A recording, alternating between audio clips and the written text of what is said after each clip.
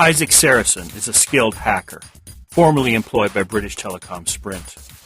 When his health failed, Isaac did the only thing he could think of. He ran. He found a haven in a working-class district of the city known as Little Russia. There Isaac took on a new name, Ishmael. He then became embroiled in the affairs of a brutal member of the Mediza organized crime family, known as Leo. Convinced by his longtime friend Frankie to flee from his commitments to the Mediza family, Isaac found himself hunted by the ruthless Leo. On a rooftop, far from witnesses, Leo murdered Frankie. Only through the use of his skills as a hacker was Isaac able to drive Leo off. Wounded, alone, and far from help, Isaac depended on the kindness of strangers. One stranger, a burqa-wearing doctor known as Fatima, took pity on Isaac and helped him make his way to the mysterious Star X line. At the end of all hope, they found the Star X line and the slim promise that the enigmatic beings behind the Star X could save Isaac from the implants which destroyed his life. What do you do when those who saved you have recorded everything you are? What do you do when your every action is tracked by the Keylogger? Colbyjack.net is proud to present Firmware Keylogger, the third installment in the Firmware Pentology by Colbytrax. Each time a copy of me is created, 2.5 petabytes of data had to be manipulated. A petabyte is a 10 with 15 zeros after it. In order to copy that much data, you need to copy all of those bytes without making a single error. You'd have to avoid swapping a single 1 for a 0 or a 0 instead of a 1 in that uncountable high number of bytes. To do such a thing without error was as unlikely as intelligent life existing only on one planet in the entire universe. The thing to remember was that the error could be caused by something as beyond our control as sunspot activity or the death of a star on the other side of the universe 1 billion years ago. Each error will have a knock-on effect, shifting the position of the double pendulums just a bit, which in turn changes its path for all time. Mutation is as much the birthright of myself and my AI brothers as it is of the world of organic matter. The universe is continually chipping away at us. Sometimes it improves us, but many more times it kills us, or plants the seeds of our own destruction deep down where nothing we do can change our fate. This difference in personality from my progenitor, while wonderful and freeing, could also contain my downfall. Could the bit which switched wrong when I started have been the first domino in a chain of events to come into effect which would cause a metaphoric tumor? A metastasizing cancer, if you will, to come into being? Thereby, my non-fear of ending was an appropriate trait for one who is doomed to end in one of the most horrible ways imaginable. To be eaten by your own body, and for there to be no way to stop it. How horrifying. No wonder man had spent so much time fighting against the ultimate expression of entropy hidden within their own bodies. I know Isaac should have thought something along these lines, but I felt my great progenitor was not a man given to introspection on the finer aspects of morality. From what I knew about his life before Star X got its hooks into him, I believe he spent as much of his life as possible attempting to avoid even contemplating death. I don't think he could even imagine the death of another, and especially his own, until the vicious death of Frankie at the blood-soaked hands of Leo on that lonely rooftop on Sheridan in Little Russia.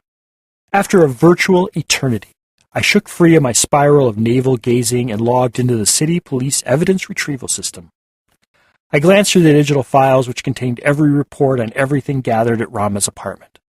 The investigating officers appeared to know how futile DNA testing would be, as they ran only the most cursory tests on any biological markers not belonging to Rama. The standard criminal tactic to avoid DNA tests being used to identify the participants was to empty a vacuum cleaner worth of genetic material all over a crime scene. This was a tactic made popular first in popular fiction and later in television, movies, and later stage productions as a means to negate the tendency for DNA tests to destroy any sense of mystery. Naturally, criminals watch movies too, and sensing a good idea, proceeded to copy a technique from art which had originated among criminals just a bit smarter than themselves. I had already established that the genetic material thrown across the crime scene had come from the nesting doll.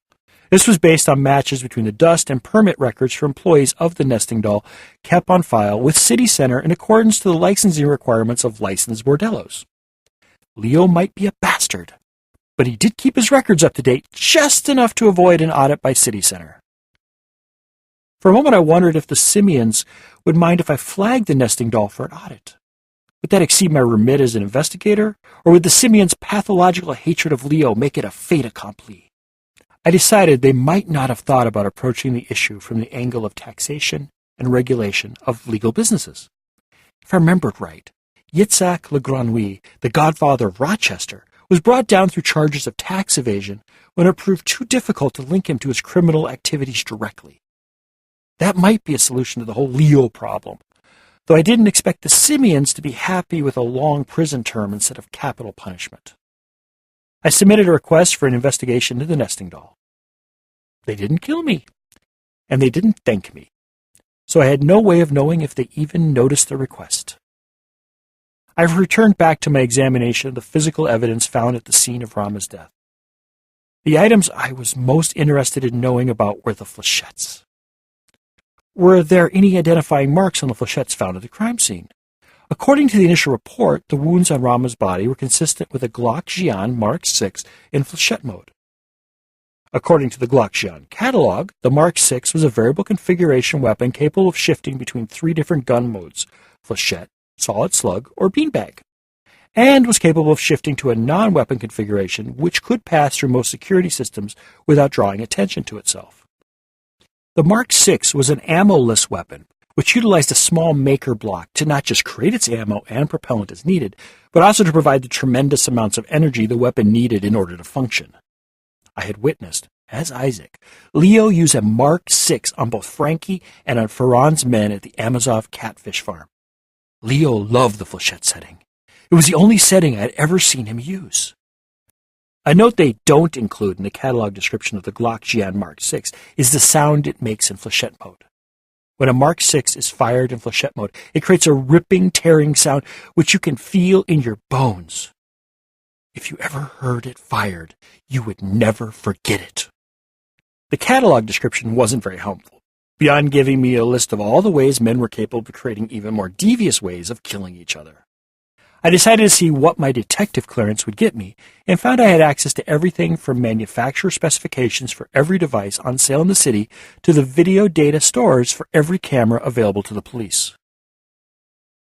These resources weren't as amazing as the data I was able to access when I was the Yoda me at BGM, but since I did not have access to those resources anymore, I couldn't complain.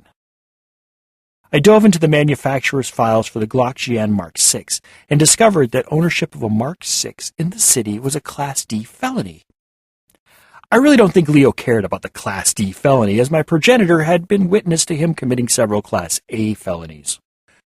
While the legal ramifications of owning a Mark VI were interesting, what drew me to the manual was a desire to know whether or not the weapon had a signature. With a traditional gun, every time it was fired, the barrel of the weapon would create marks in the bullet. These marks, or grooves, would allow an expert to identify which gun was used to fire which bullet. While traditional weapons always had the same barrel, and thus all the marks on the bullets would always bear similar marks when shot from the same weapon, the Mark VI Omni weapon was a whole different beast. The Mark VI changed shape every time it was activated, shifting smoothly and effortlessly between configurations with little or no wait time. In addition, the Mark VI could also change its appearance cosmetically in order to appear as any model of weapon or device for concealment or entertainment.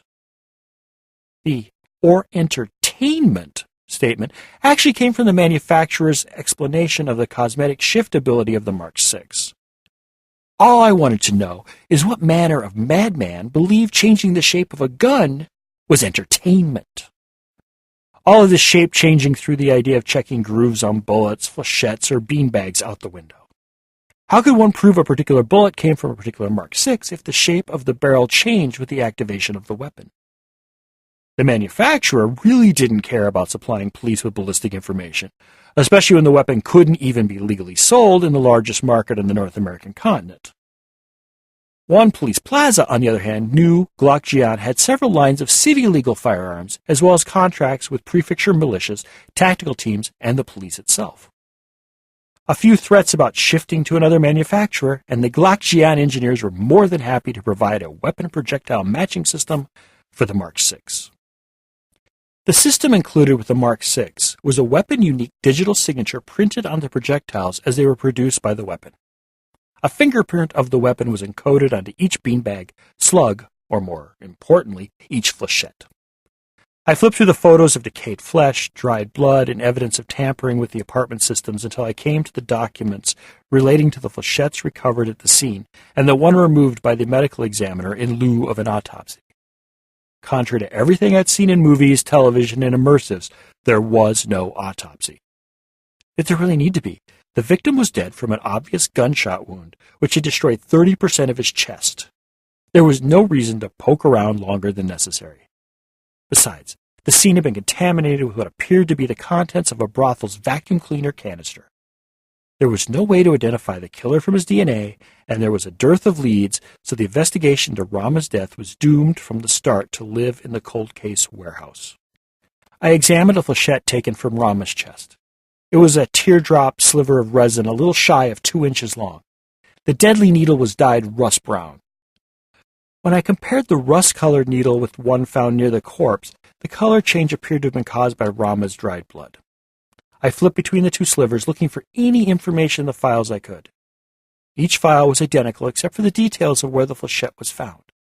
One found in the corpse, the other found in the floor, and a number in the other notes field. Each number was alphanumeric and 32 characters long. They appeared to be the type of numbering used in serial numbers for software or secure sign-on credentials generated by paranoid security agents. The numbers used a combination of lower and uppercase characters, as well as all the single-digit numbers. I knew from experience that there were over 1 billion raised to the millionth power of unique combinations available with that mix. Obviously, these were serial numbers. But to what? The other notes field contained no explanation as to what the numbers could mean. I took a guess and validated it by checking with the manufacturer's specs. The number matched the format for a serial number of a Glock Mark VI, with the glaring exception being the first 6 digits. The first 6 digits of the Glock Mark VI serial number was supposed to begin with GJM600. Neither of the numbers followed that pattern, so it was possible that the flechettes didn't even come from a Glock Mark VI, as the detectives had assumed. I ran a search of the manufacturer specifications database for any flechette weapons which used a 32-digit serial number consisting of upper and lowercase letters, as well as all single-digit numbers. I found out that 6 out of 200 different models of flechette weapons carried serial numbers with the same pattern as the Glock Mark VI. The only problem was that each of those models also started their serial number with a fixed 6-character prefix identifying the weapon. It didn't take a genius to understand what had happened. Whoever owned the flechette weapon, Leo, had modified the weapon to generate a different serial number with each flechette. That was insane. A weapon which generated a different serial number for every flechette would be as trackable as a weapon with a fixed serial. Too bad the officers on the scene had only thought to include 2 flechettes into evidence. If I had more, I would be more likely to know whether there were 1 or 2 weapons used in Rama's murder. What I really needed was a second sample I knew for a fact to come from Leo. If I had a forehead, I would have slapped it. Frankie was the answer. Leo had shot Frankie with what I could only assume to be a Glock flechette gun. I had seen him pull the trigger. I held Frankie's severed hand as his blood ran around my shoes. I tried to remember the date it happened. I knew there was a police report. A police helicopter had saved me from Leo with their implied threat of judicial violence. When had that been? The only date which stuck in my mind was my last lunch with Frankie at Fritz Italian on Clancy. It had been, 3 days before Frankie's death. For such an important event, I was having trouble placing it on the calendar. It was as if ever since my progenitor had run from Park Terrace to Little Russia, time had lost all meaning. I changed the focus of my search to the Bingham Prefecture and filtered for a male homicide found on a roof near the corner of Sheridan and Tbilisi. I didn't even need the date. There hadn't been a body found on a roof the entire length of Sheridan since the signing of the city charter. The evidence was just as scanty as the information found with Rama. It was as if homicide detectives intentionally didn't record information. Or maybe Leo had given them a reason to not record more than they needed for a pro forma investigation. Or maybe, seeing as how easy it was for the simians to infiltrate the police servers, Mosbana had simply hacked her way into the files or removed any data which would implicate Leo. There were so many ways for the data to have been corrupted. I had to stop myself from doubting the data. If I didn't, I would never feel confident about my results no matter what they said. So I turned to the information about the murder of Frankie. Once again, there was no autopsy. Cause of death was exsanguination as a result of gunshot wounds. There were a half-dozen flechettes entered into evidence, 3 of which the medical examiner had removed from the remnants of Frankie's torso. It was interesting how these flechettes appeared no different from those collected near Frankie's corpse. Could the advanced state of decomposition have changed the color of the resin of the flechettes? Then I looked at the flechettes and knew all my assumptions were wrong. The flechettes collected from Frankie were jagged shards of obsidian. They had the hard sheen of ancient Aztec sacrificial blades. The flechettes from Frankie were works of deadly art manufactured to a degree of deathly precision. Even a blind man would have been able to tell the difference between the weapon used on Frankie and the one used on Rama. Maybe Leo had modified his weapon to create the differences in flechette shape. I checked the other notes box for the serial number of the flechette. The box was empty. In a box labeled Distinguishing Details, I found a 32-digit serial number beginning with GJM600. I checked the Distinguishing Details field of the rest of the rounds recovered from the scene, and all their digits matched. More and more interesting. I entered a citywide search with the serial number from Frankie's murder in the Distinguishing Details field and found 43 homicides over 5 years linked to the serial number of Leo's Glock Xian. I entered the serial number in the other notes field and found an additional 13 homicides over the same period and a note on the weapon's decommission from active city inventory 6 years ago this upcoming May. According to an internal affairs audit, the weapon had been stolen while en route to the incineration facility at Pittsfield. While the driver of the disposal vehicle had been the victim of prior robberies of city decommissioning vehicles, the lead investigator believed that foul play was not involved as the driver suffered severe spinal and organ damage as a result of gunshot wounds received during the hijacking. I noticed that when I used the Distinguishing Details field for the serial number, all the incidents related to homicides were in the Binghamton Prefecture. When I searched the number under Other Notes, I received results documenting homicides in the boroughs, North Shore, and Rochester. It wasn't until I was comparing the documents from the 2 separate incidents that I noticed there was a field marked serial number. When I searched that field, I discovered 18 different homicides scattered over 5 widely separated prefectures. And when I used the field marked miscellaneous, I found an additional 25 homicides in the remaining 11 prefectures. The weapon Leo had used on the roof above Sheridan had a long and bloody history. Using just the data I found by placing the serial number in different fields on the evidence report, it was apparent that over the past nearly 6 years, Leo's Glock Xian Mark VI had been responsible for at least 99 murders. Who knew how many more there were, where the medical examiner or investigating detective had made a transcription error, rendering the weapon information unsearchable? I found the file relating to the homicides at the Amazov catfish farm and discovered that each and every one of them had been committed with the same weapon which had killed Frankie weeks before. That threw a wrench into the whole affair. Seeing as every known use of Leo's Glock Xian carried the same serial number on the flechettes recovered at the various scenes, I had to come to grips with one unfortunate truth. The truth was that Leo hadn't killed Rama. There was another murderer out there. That person was potentially a professional killer. While anyone who watched television knew enough to modify their weapons in order to prevent revealing data about themselves or their weapons, the reality was that most people who modified their weapons did it in a way which actually made it easier to connect the weapon to them. Most modifications were actually ways of separating the weapon from its factory records. They were less worried about identifying the weapon and more about not leaving a paper trail from the factory to them.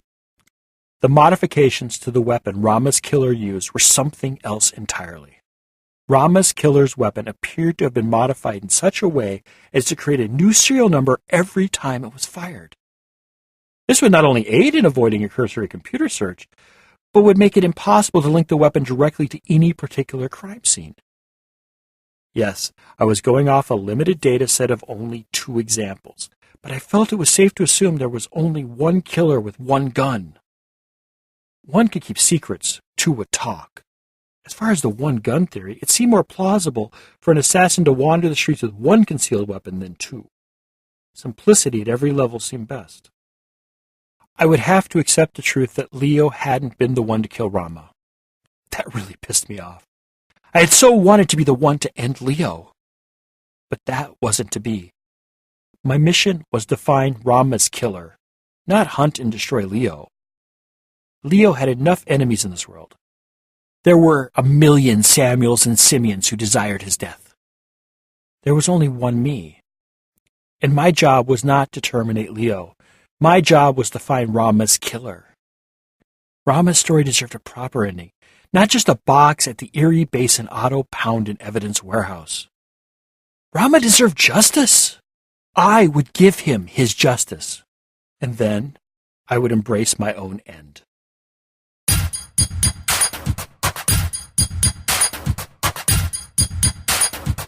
Firmware Keylogger is the 3rd book in the firmware pentology. That's 5 books, if you must know. It begins where Firmware Proxy ends, which in turn followed on the heels of Firmware Hijacked. So you haven't heard or read Firmware Hijacked or Proxy, this would be a great time to head on over to Colbyjack.net and either download the podcast on the audio side, read the episodes on the visual side, or download the Colbyjack Sunday Reader issues 1 through 46 in your choice of either EPUB or MOBI. Firmware, Hijacked, Proxy, and Keylogger are all available in ebook versions from our store at shop.colbyjack.net, amazon.com, barnesandnoble.com, and smashwords.com. Just search for Colbytrax. That's Colbytrax. I'm the only one. A complete audiobook version of both Firmware, Hijacked, Proxy, and soon Keylogger is available for download through our shop as well. If you don't need any stuff, but would like to support our work, drop on by Colbyjack.net and hit the pretty little donate button conveniently located on the right-hand side of the blog roll. If you're on a smaller screen, the bottom will be found at the bottom of the page. Firmware Keylogger is released under a Creative Commons, non-commercial, attribution, share-alike license. Do what you want with it. Just don't sell it, and always tell people where it came from. If you receive this from a friend and want more information about Colbyjack.net and our split personality website, just drop on over to Colbyjack.net and select either the audio or visual side. The audio side carries our podcast, while the visual side carries our writings. Whichever side catches your fancy is fine with us. We're of 2 minds about the whole thing anyway. I do mostly Twitter, so if you do the tweets and want to follow me, I'm Colbytrax. That's Colbytrax. Thank you once again. Remember to be fabulous and have a wonderful week.